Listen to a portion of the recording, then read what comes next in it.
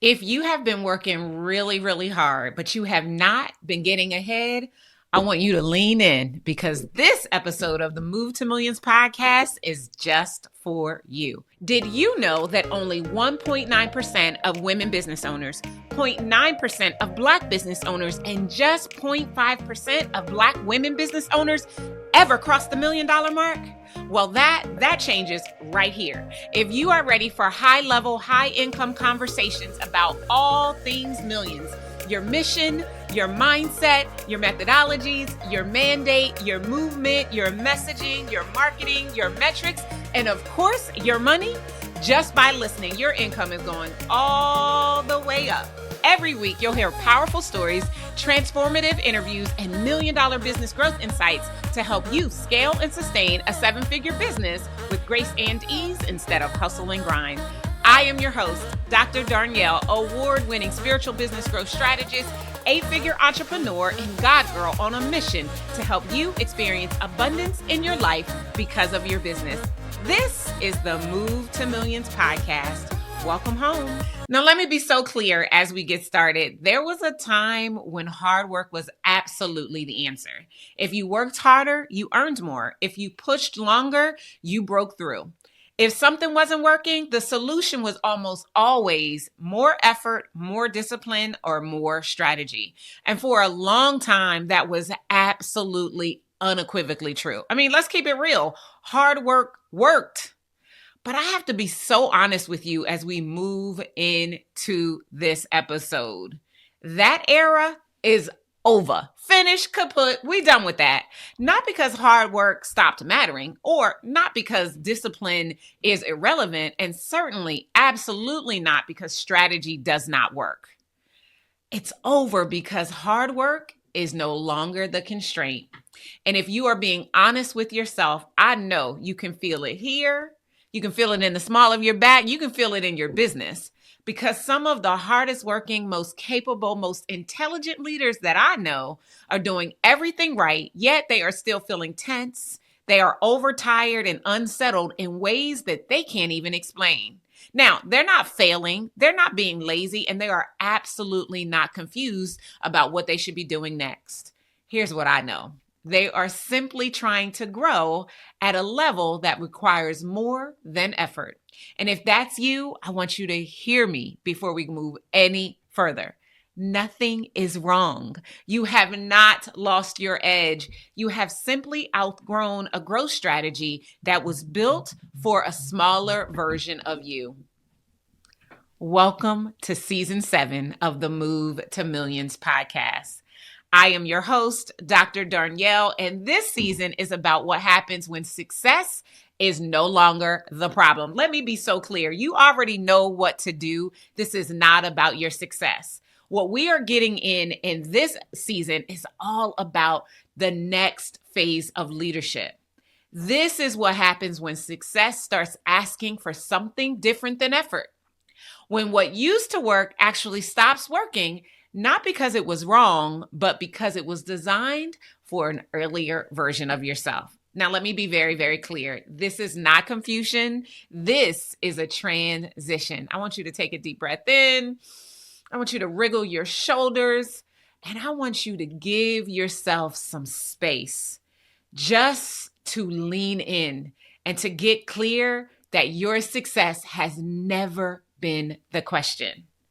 So much has happened since I was with you last. So I want to take a few moments and just kind of bring you up to speed on what's been going on for me. Now, first and foremost, 2025 was a different kind of year.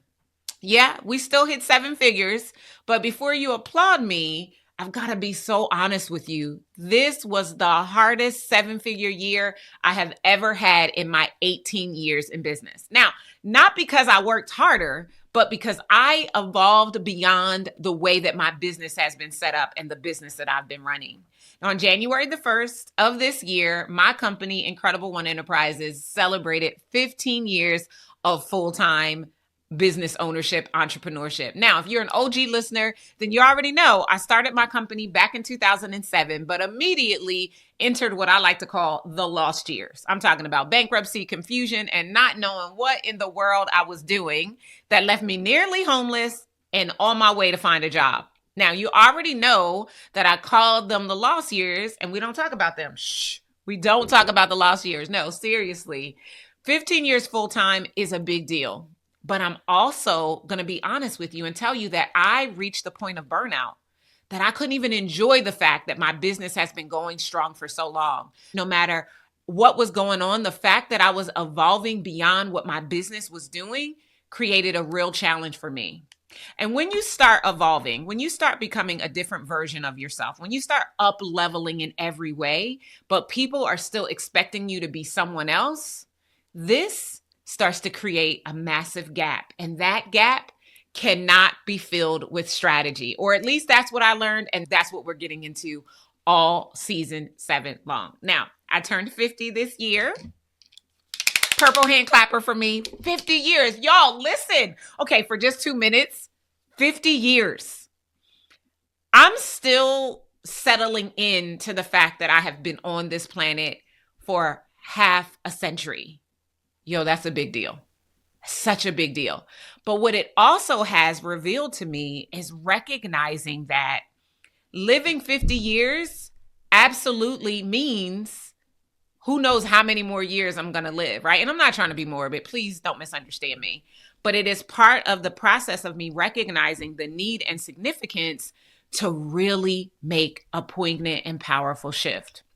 Now, since turning 50 in November, I took the whole month off and I gallivanted through Asia. I went to Bali, I went to Singapore, I went to Malaysia, and I returned home, y'all, ready to dismantle my entire business. Now, there was no way that the version of me that I have become, that I leaned into, that I stepped into, that I submerged myself into while I was abroad could run the business that my former self built. Do you understand? Can I get a witness? So I started working on a business model shift. I started making shifts to my team, and I'm taking the time that I need this season in order to do all of this work. Now, I'm going to tell you, this season for me is called Nothing to Prove. This season for me is also about the Freedom 50s. Now, I'm going to be fabulous, and y'all know I'm fine because I've lost 60 pounds and have kept it off for more than a year. Another shout out to me. But this season, if I'm being honest, it's about freedom. And if I'm being honest, I have felt anything but free inside of my business as late. And not for the reasons that you might think. I mean, I have a team. I've been able to gallivant and be in rooms and not have to be in the day-to-day of my business. And I know that the work we do matters. And I know that the lives that we change are important. And I know that I'm called to continue doing this work. But just like you cannot pour new wine in old wineskins, you absolutely should not evolve and try to stay exactly the same. Yes, there is a reason that your strategy feels stalled, and it's spiritual. Discover your divine wiring, which informs how you lead, where you're sabotaging, and how to make the shift to scale with the Move to Millions Ascension Archetypes quiz. In just 3 minutes, you'll learn what's really blocking your money, your momentum, and your mission. Take the quiz today at movetomillionsquiz.com.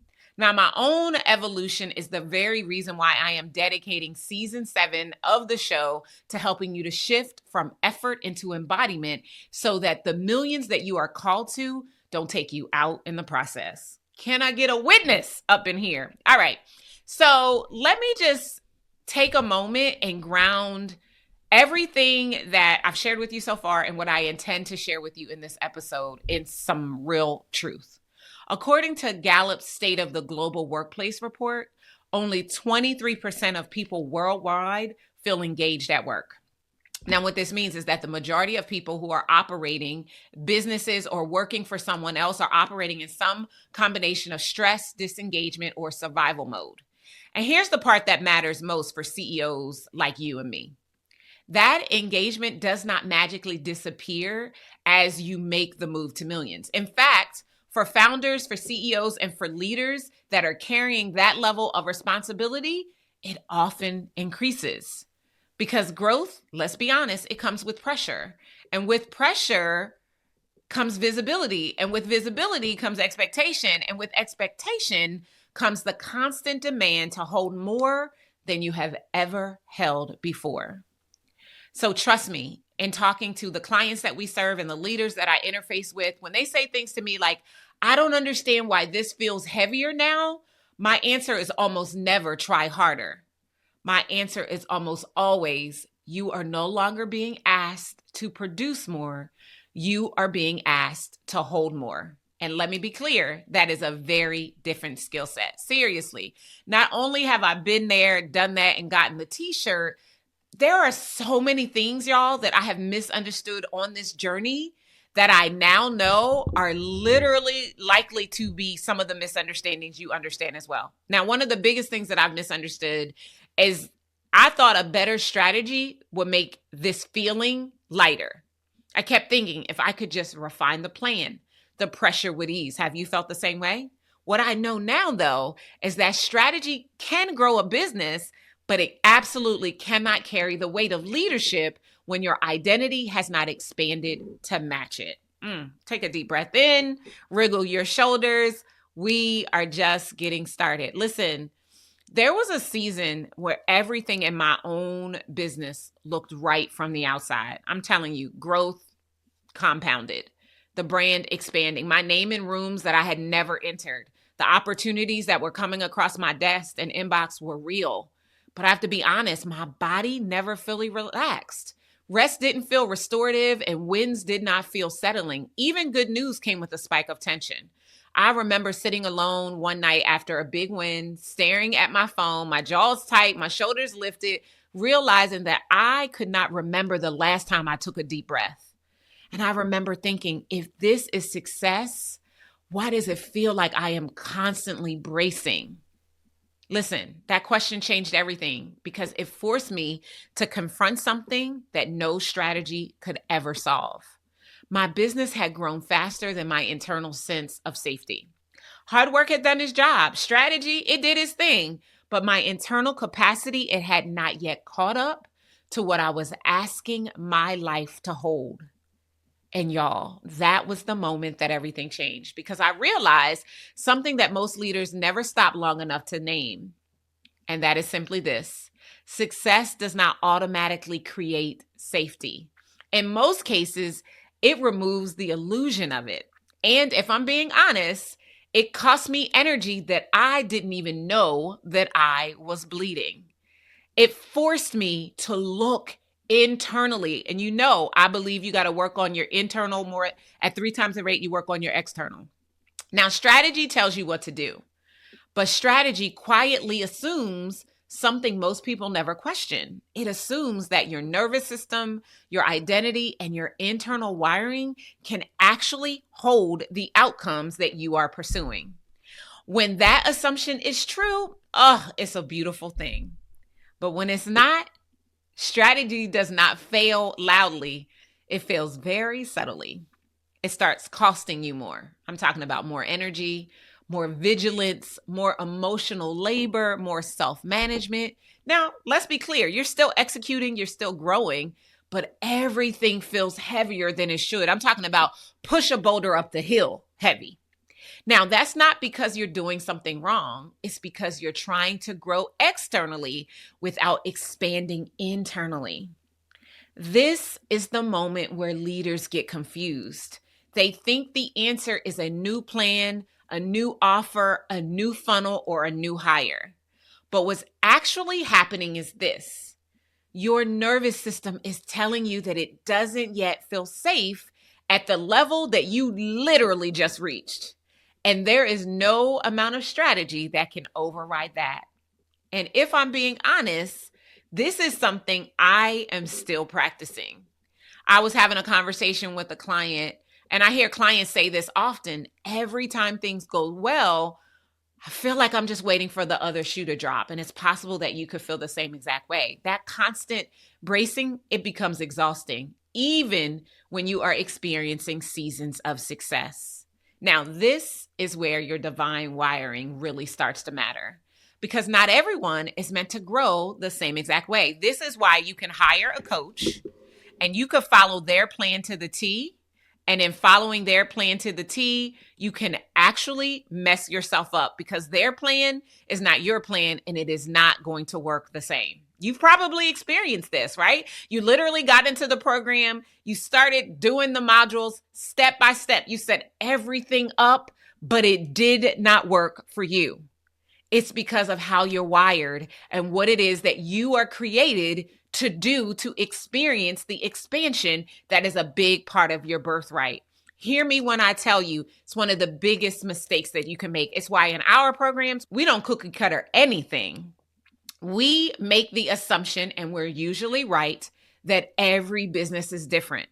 And even if you have two businesses that serve the same clients in a similar way, with a similar framework or methodology, their way of doing it is going to be different based on how they are wiring. Y'all, this is why I created the Ascension Archetype Quiz. I didn't create it because I didn't have anything left to do. I created it because I wanted to help you to understand your divine wiring. After having worked with thousands of entrepreneurs and CEOs just like you, who get their business to six figures, think that they've hit the big time, only to realize that low six figures is small business poverty, and then eventually recognize the significance of having to get that number up higher so that they can actually begin to breathe and experience paying themselves six or multiple six figures. Listen, been there, done that, got the t-shirt, have worked with thousands of people that came to us in this reason. If this is where you are, it's what we do better than anyone else. It's something that we've been able to help people to understand through our Move to Millions method. And our method is a game changer. Unless you just started listening to us today, then you know that after my book came out in late 2023, we made some modifications to the methodology. We went from 5 core pillars to 7. We initially had strategy optimization, sales infrastructure solidification, systems and operational efficiency, support team alignment, and success mindset. But I began to realize as the book came out and more people started to come into our ecosystem to work with us and enroll in our programs and to join our community, that I had to go deeper on success mindset, that it was pretty vague, that it really wasn't going to help people to understand the significance of what it really takes to get your business to 7 figures in a way that honors you financially and spiritually. And you already know, unless this is your first time listening, that it's not about 7 figures. It's about a minimum of $3 million a year so that you have $1 million to run your business. You have $1 million for your lifestyle, for your legacy, and for your investments. And you have $1 million to steward away for future generations. That's what it's about. At minimum, 3 million. And in order to get to 3 million at minimum, it's going to take all 7 of the pillars. It's going to take the outer ring of the Move to Millions method as well as the inner ring. Yes, there is a reason that your strategy feels stalled, and it's spiritual. Discover your divine wiring, which informs how you lead, where you're sabotaging, and how to make the shift to scale with the Move to Millions Ascension Archetypes quiz. In just 3 minutes, you'll learn what's really blocking your money, your momentum, and your mission. Take the quiz today at movetomillionsquiz.com. The outer ring of the Move to Millions method, as well as the inner ring. So as you can see here, you've got the outer ring that has our strategy, our sales, our systems, and support. That's the strategy pathway in the Move to Millions method. And then we've got our inner ring, which has success mindset, soul leadership, and self-care. That's the soul pathway inside of our methodology. And let me just tell you this. This was the game changer. Recognizing the significance of adding this in is what began to change everything for the way that we show up inside of our community and how we serve our clients. A big part of the reason that I created the Ascension Archetype Quiz is because we've seen an influx of entrepreneurs and small business owners coming into our community. After reading the book, we've sold tens of thousands of copies of my book. After watching people read that book and then reach out, slide in my DMs, I recognized the significance. People were starting to apply the methodology, but they were getting caught up in specific areas. And I recognized some specific trends. And as a result of that, I recognized that we really needed to take the time to create the archetypes. how you're divinely wired and how you apply the Move to Millions method so that you actually begin to see the results that we know are possible for you, because we've been able to help 85 entrepreneurs and small business owners just like you since 2021 make the move to millions. So it became a game changer to make sure that you understood what I mean when I talk about your divine wiring. And like I said, because everyone is not meant to grow the same exact way, when you don't understand how you're wired to actually go to your next level, you begin to force yourself into strategies that quietly work against you. Now, if you've already taken the quiz and you know your archetype, this is going to make complete sense. If you haven't yet, stick with me. If you're a performer, you're wired to rise through expression and visibility. But when success increases, you often overperform instead of expanding your capacity to be seen without striving. If you're a producer, you're wired to build through consistency and delivery. But at higher levels, your instinct to do more can actually crowd out your ability to receive the support that you need and to slow down enough to integrate the growth that you are saying you desire. If you're a path maker, you are wired to lead through innovation and vision. You are brilliant. But when pressure begins to rise, you tend to abandon your own rhythm, trying to keep the pace with the expectations that were never designed for you. And if you are a powerhouse, then you are wired to hold authority and to move things forward. Like you are the powerhouse. But success can tempt you to carry everything alone, tightening your grip instead of trusting what you've already built. And if you're a prophet, you are wired to see what others cannot see. But as visibility increases, the temptation is to dim your insight or to stay silent rather than expand your capacity to be fully expressed. Now, something that you have to understand is this, and that is that your ascension is not about fixing how you are wired. It's actually about learning how to honor your wiring. Now, as a powerhouse myself, I had to face how often strength turned into carrying everything myself. Listen, everybody take a deep breath in. And if you felt or seen any of that, I want you to listen so close to me. If you don't know which archetype you are, if you don't understand this language and you don't understand how you are wired to grow, to lead, and to scale, and even how you are sabotaging your next level, let me ask you this. How in the world can you expect to cross 7 figures in a way that serves you financially and spiritually? Now, this is not a rhetorical question. I really want to know. And that is why I created the Ascension Archetype Quiz. And I want you to go and take the quiz. You can go to movetomillionsquiz.com, as well as it will be in the show notes right now, in order to be able to take this quiz. It's a game changer for you. All season long, I'm going to be talking to you based on your archetype. So I want you to make sure that you figure out who you are so that we can name what strategy alone will never be able to fix. And we're also going to give you the language that most leaders feel but don't know how to articulate. This is why understanding how you are meant to ascend really matters, because growth isn't just about what you do. It is about who you are when pressure increases. And if you find yourself recognizing pieces of yourself as you listen to this season, I want to be very clear as well. That is not accidental.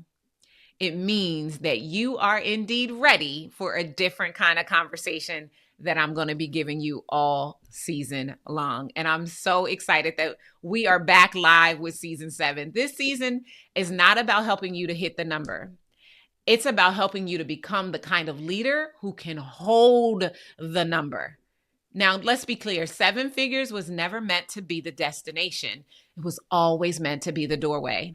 And what's on the other side is going to require so much more than strategy. It will require integration, and it will require that you become a sanctuary. Hard work is not the problem anymore, y'all. Capacity is. And once you see that, you're not going to be able to unsee that. In our next episode, we're going to talk all about what the market is exposing about your leadership style and why leaders who thrive next are going to be building something very different internally. Now, until next week, take the quiz and listen to what it reveals. As soon as you take the quiz, you'll immediately be escorted to 5 powerful emails that begin to debrief for you.